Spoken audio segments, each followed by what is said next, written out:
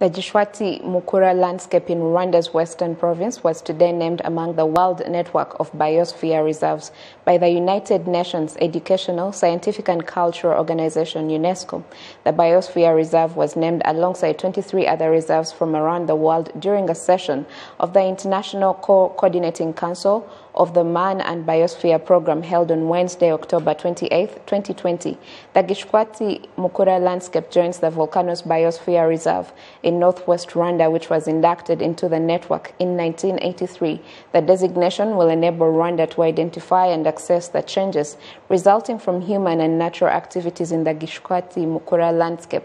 The country will also be better placed to understand the effects of these changes on people and the environment, especially in the context of climate crisis and global biodiversity loss. In 2016, Gishwati Mukura National Park was gazetted as the country's fourth national park, and last year the Rwanda Development Board took over its management. Speaking on the UNESCO designation, Belize Kariza, the chief tourism officer of the Rwanda Development Board, said, and I quote, "As Rwanda's newest national park, the Gishwati Mukura landscape is incredibly beautiful and rich in unique and valuable biodiversity. Rwanda has been working to protect and restore the area by investing in nature-based solutions and forest landscape restoration.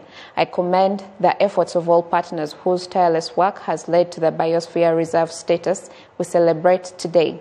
Conservation not only preserves our natural heritage for future generations, but also plays an important role in fostering ecotourism as a pillar of economic development. Rwanda Development Board is working on a multi-phased conservation and tourism management program for the Gishwati Mukura focused on ecology and conservation initiatives, including ranger presence, law enforcement, science engagement with community cooperatives, human-wildlife conflict resolution, research, environmental and monitoring, and responsible tourism promotion." Now, leaders in the Eastern Province were reminded to raise the health standards that had backslided in the COVID-19 times. Dr. Mpunga Tarsis, the Minister of State in charge of primary health care, held a meeting with the officials in the Eastern Province, and he warned leaders to improve the quality of medical care in this COVID-19 period by improving the quality of their services. Innocent Mugabo has more. At the Remera Health Center in Goma District, it is 8 in the morning. The patients we found are happy with the service provided at the center, but also find it necessary to intensify the service.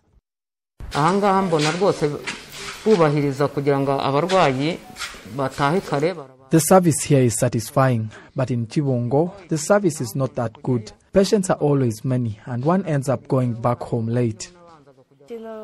What they should improve is the service speed when it comes to providing medicines. Improving healthcare services was the subject of the meeting between the Eastern Province officials and the Minister of State in charge of primary healthcare, Dr. Mpunga Tarsis. The COVID-19 pandemic is also said to have caused health services to recede. The challenges we are currently facing due to the COVID-19 impact include the fall in the numbers of those that give birth from the hospital compared to the previous years. Women that die giving birth are also on the rise in the Eastern Province, but there are also those that seem to have been neglected by their local leaders, whereby their problems get to be solved only when they reach the media. Among the resolutions adopted in the meeting include interagency coordination in addressing public health issues and changing performance, whereby neglective community leaders will be held accountable of their actions.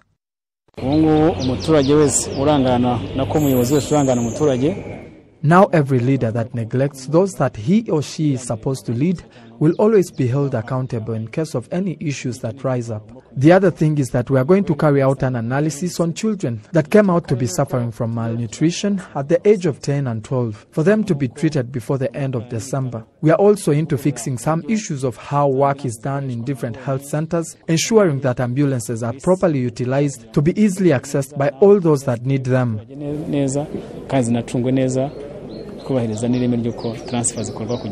The problem of poor service delivery is commonly had at different health facilities, which is also blamed on lack of enough capacity, both equipment and staff-wise, as said by some of the directors of these institutions. Dr. Munga Thasis, the Minister of State in charge of primary health care, says that measures are in place to see the problem solved.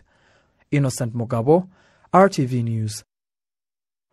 Thank you, Innocent. Also in today's news, businessmen and women who had imported rice from Pakistan to sell in the DRC are lamenting their losses after the rice was discovered to have gone bad after it got to storage in Rusizi district of Rwanda's Western province. The 7 companies that imported the rice say they've lost 400 million Rwanda francs because of the bad shipment, weighing a staggering 260 tons. The shipment of 15 containers arrived back in January, and the importers have been wondering what to do with, but the rice is so far gone.